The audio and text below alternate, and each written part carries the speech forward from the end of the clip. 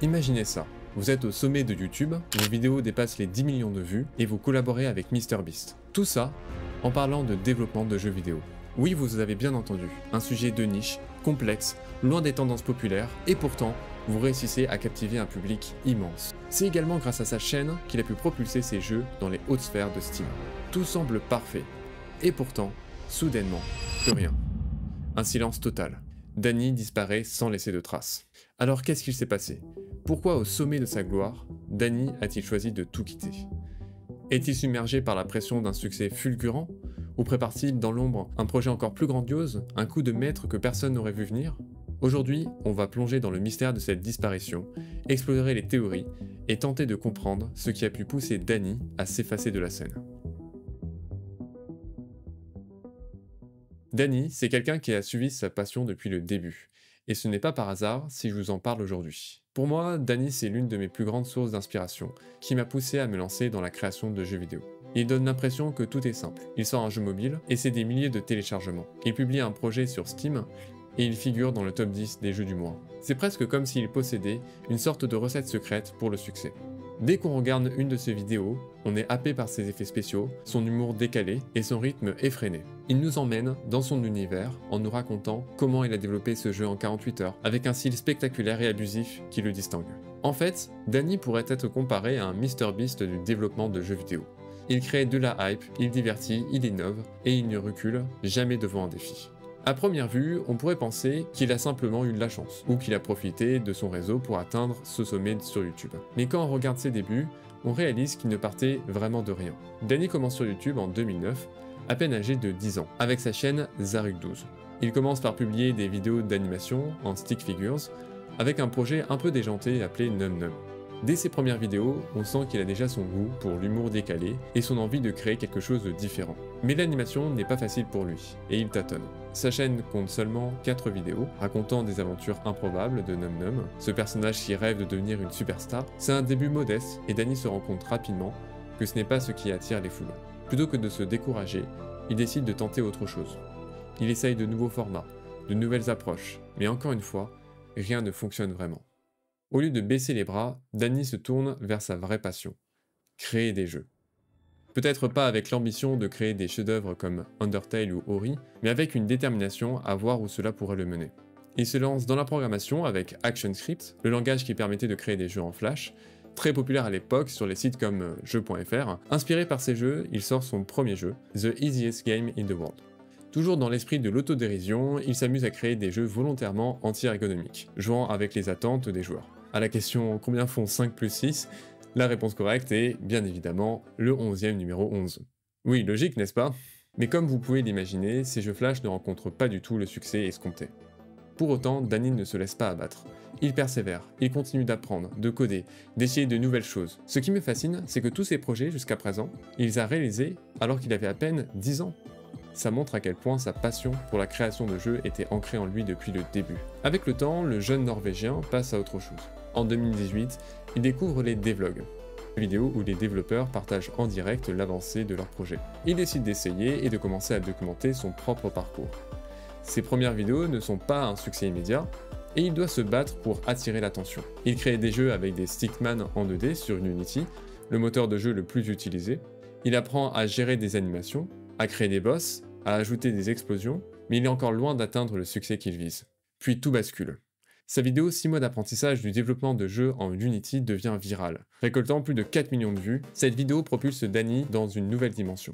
Il découvre enfin sa formule magique, un mélange de développement de jeu, d'humour et de narration captivante. À partir de ce moment, Danny ne cesse de surprendre et d'innover. Il continue sur sa lancée en créant de nouvelles maps, ajoutant de nouveaux ennemis, gérant le parallaxe, tout en jonglant avec ses études en informatique. Sa capacité à s'organiser est ce qui lui permet de produire autant de contenu sans fléchir.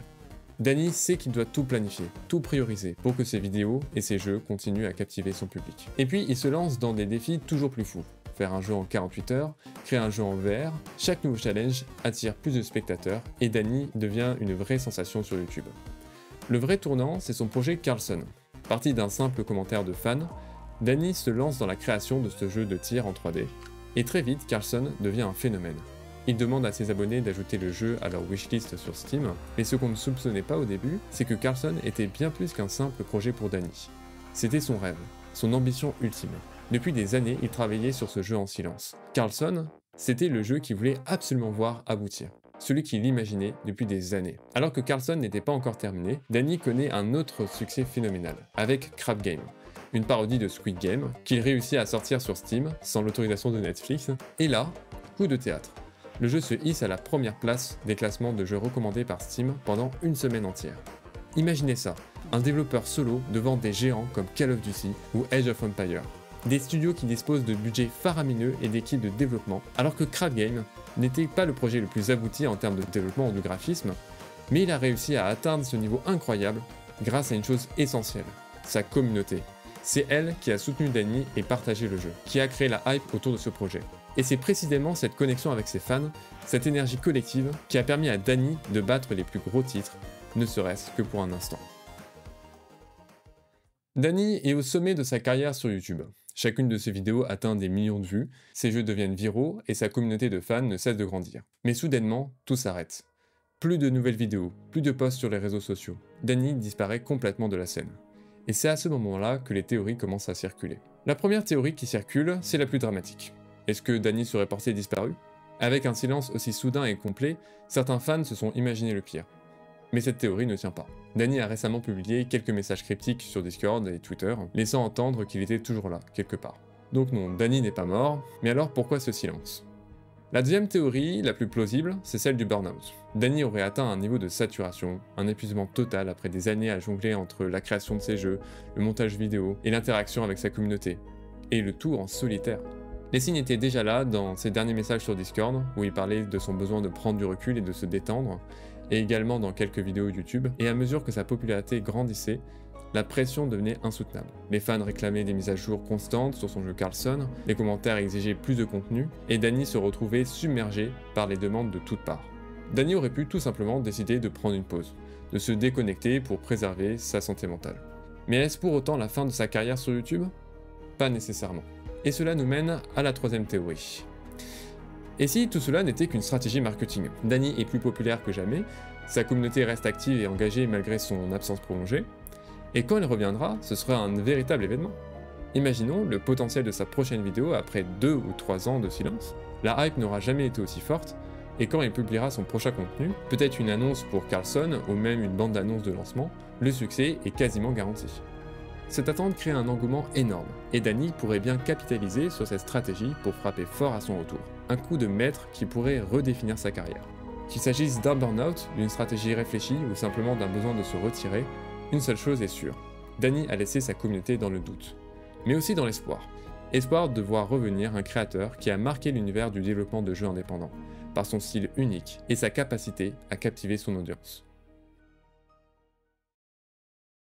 Alors l'histoire de Danny est bien plus qu'une simple anecdote sur un créateur de contenu qui disparaît, c'est aussi un rappel que le succès sur YouTube, et dans le développement de jeux vidéo en général, a un coût souvent invisible. Derrière chaque vidéo virale, chaque jeu à succès, il y a des heures d'efforts, de stress et de sacrifices personnels. Danny a prouvé qu'il est possible de réaliser des choses extraordinaires avec la passion et la détermination. Mais il a aussi montré que cela pouvait mener à l'épuisement. Pour les créateurs en herbe ou les développeurs indépendants, son expérience est un avertissement. Il est essentiel de gérer sa santé mentale et de ne pas se laisser écraser par la pression des attentes. Plutôt que d'essayer de produire le rythme effréné de créateurs de contenu comme Danny ou MrBeast, il est souvent plus sage de se concentrer sur des projets plus petits, plus gérables, et de toujours se rappeler pourquoi on a commencé à créer des jeux.